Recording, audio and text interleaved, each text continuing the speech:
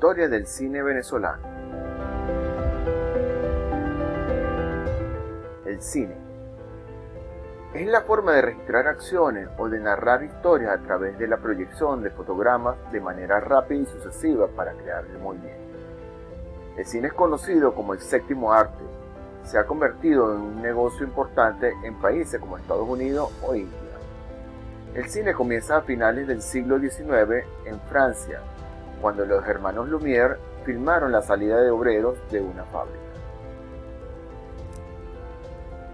El cine llega al país el 11 de julio de 1896 a la ciudad de Maracaibo gracias al empresario Luis Manuel Méndez, quien importa un vitascopio.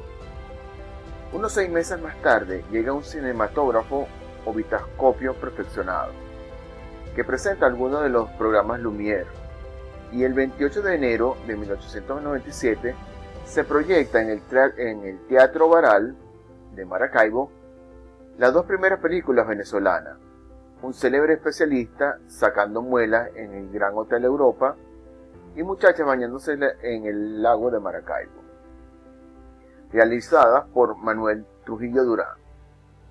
Un tercer acontecimiento es la llegada del operador de la Casa Lumière, Gabriel Boire, quien arriba el puerto de La Guaira el 7 de julio de 1897, y el día 15 realiza una presentación por invitación para luego recorrer diversas zonas del país. Las escenas típicas de este periodo son actualidades, diversiones públicas y filmación de actos oficiales, y las exaltaciones del gobierno de turno, siendo estas últimas las de mayor proporción. En 1916 hay un primer intento de ficción con La Dama de las Cayenas, una producción de Zimmerman bajo la dirección de Lucas Manzano. En 1918 se rueda Don Leandro el Inefable, bajo la dirección del mismo Manzano. Siguiendo con los intentos de ficción, en 1924 se estrena la adaptación cinematográfica de La Trepadora, novela de Rómulo Gallegos y dirigida por Edgar Anzola, con la colaboración de Jacobo Capriles. El primer periodo se caracteriza por la poca presencia de películas de ficción y una larga producción de vistas y documentales. En un sentido amplio de la palabra, además de las producciones hechas para complacer al gobierno dictador de turno de Juan Vicente Gómez, a partir de 1926, con el auge del petróleo, el gobierno propicia aumento de la producción de cine por encargo, en especial de revistas cinematográficas y documentales de propaganda. En 1927 aparece la Revista Venezolana de Actualidades, o Revista Venezolana del Ministerio de Obras Públicas, a cargo de Jacobo Capriles y por encargo del Ministerio de Obras. El aumento de la propaganda cinematográfica gubernamental entre los años 26 y 27 del siglo pasado obliga a la apertura de laboratorios cinematográficos y fotográficos de la Nación en 1927. El inicio de sus actividades es a finales de 1928, bajo la supervisión del ingeniero León Arduin. Sin embargo, en el 27 se conoce por la prensa de películas realizadas, como el caso del estreno en diciembre del Jardín de Aragua, una película dirigida por Francisco Granados Díaz, quien es reconocido exhibidor cinematográfico en Caracas. A partir de 1931, Efraín Gómez regulariza la producción del noticiario cinematográfico llamado Revista Nacional, que tiene vida hasta 1935. Los temas recurrentes de esta revista son actos oficiales, inauguraciones de obras públicas, en especial del sistema de carreteras, bellezas naturales, actos patrióticos, además de los avances de las compañías propiedades del presidente Gómez. En el periodo del 27 al 35, el cine parece situarse en un momento de instalación como espectáculo público y no como un cine de orientación cultural, labor llevada a cabo solo por Edgar Anzola. Este director es responsable del argumento del primer largometraje, Corazón de Mujer, en 1932. Ese mismo año, es prolífico en cuanto a largometrajes de ficción con films como Forastero en Caracas, de Max Serrano, Ayarí o El veneno del indio de Fini de Bercachea. y Corazón de Mujer de Juanito Martínez Pozueta. Le sigue El relicario de la abuela de Antonio María Delgado Gómez, 1933.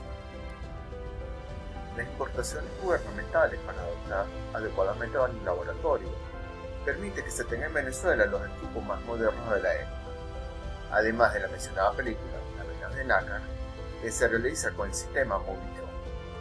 Se encuentra una obra realizada con el sistema Western, el cortometraje La danza de los esqueletos, realizada por Herbert West en 1934.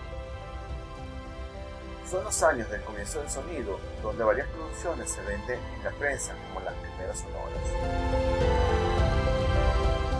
como es el caso de Un domingo en Caracas, patrocinada por el Ministerio de Obras Públicas. En 1936, Fini Veracochea, junto con Rafael Rivero, Luis Parodi, Martínez Pozueta y Carlos Salas, fundan la Compañía Cinematográfica de Caracas.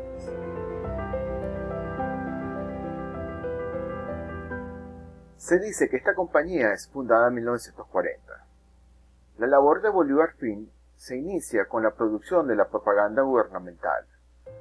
Luego hacen la compra de su propio local y se alían con la compañía publicitaria AS Publicidad para la producción de películas pequeñas y producen un noticiero quincenal llamado Actualidades de Venezuela, que es el paso a la salida regular de un noticiero nacional a partir de 1946 y que perdura con otra denominación.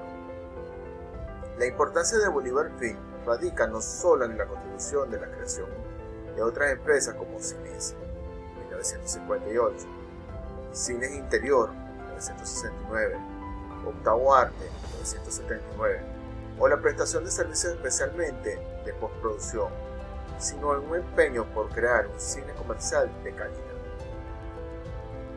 En el ámbito de la crítica destaca que en 1940 surge My Film, revista quincenal dedicada al quehacer cinematográfico.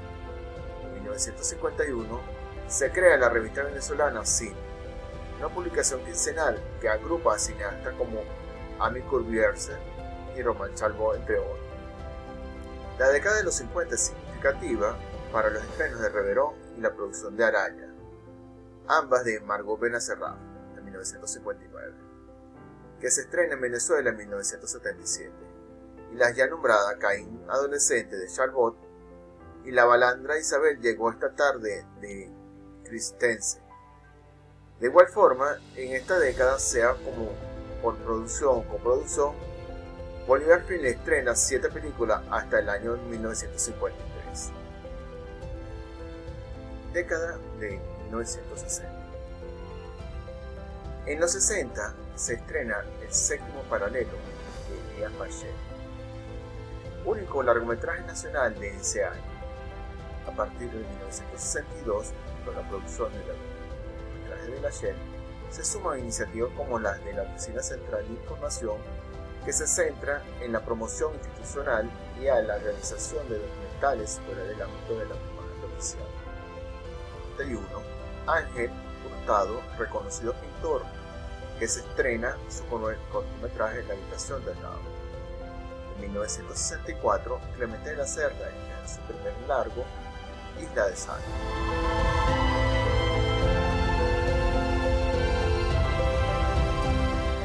La empresa Cibenca realiza 4 largometrajes al inicio de la década de 1950, entre ellos La escalinata de César Enríquez, 1950. Luego, la unidad fílmica de la compañía Charles produce un mediometraje documental de Elías Marcelli, Llano Adentro, que pretende ser una indagación indirecta sobre la realidad de esa zona geográfica del país. La productora Caroni Film realiza el documental Reverón de Margot Benacerraf, premiado en Cannes, y Araya en 1959. Sin embargo, obras como Araya tienen poca repercusión en Venezuela, especialmente porque se estrena en el país casi 20 años después en su versión en español. Pero mientras esto sucede con Araya, hay un film que se impone y logra acercar al público a las pantallas, contándole una historia cercana y propia de la cultura venezolana.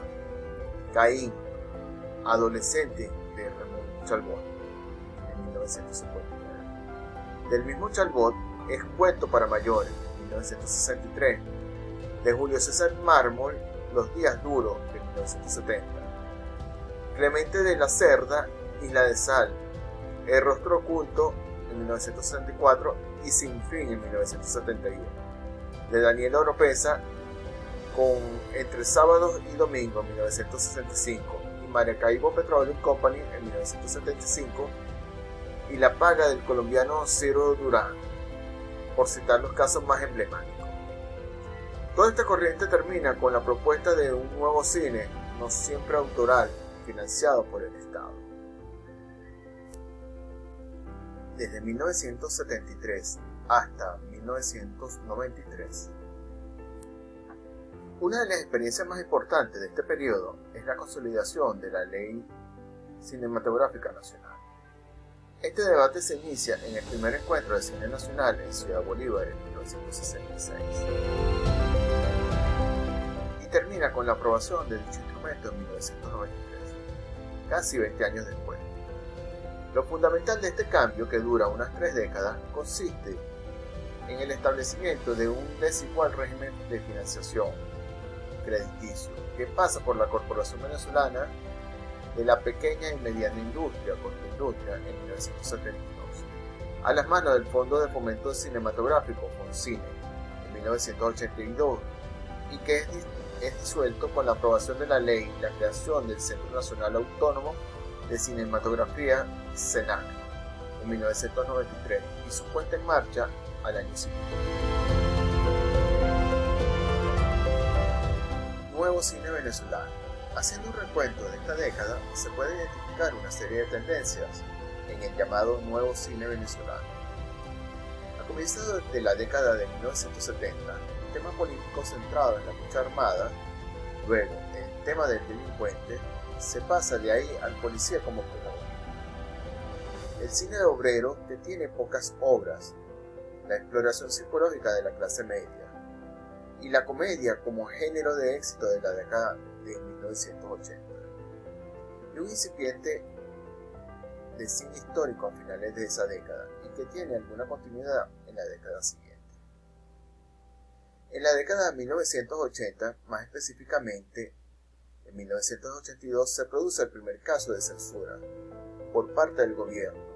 Se trata del largo documental Ledesma, el caso de Mamera, de Luis Correa, basado en un crimen real. La censura promueve la cárcel para su realizador y la confiscación de las copias existentes en Venezuela. Solo 12 años después puede verse esta magnífica obra de denuncia sociopolítica. Esta década también trae la segunda obra venezolana premiada en Cannes, Oriana, de Pina Torres, 1985.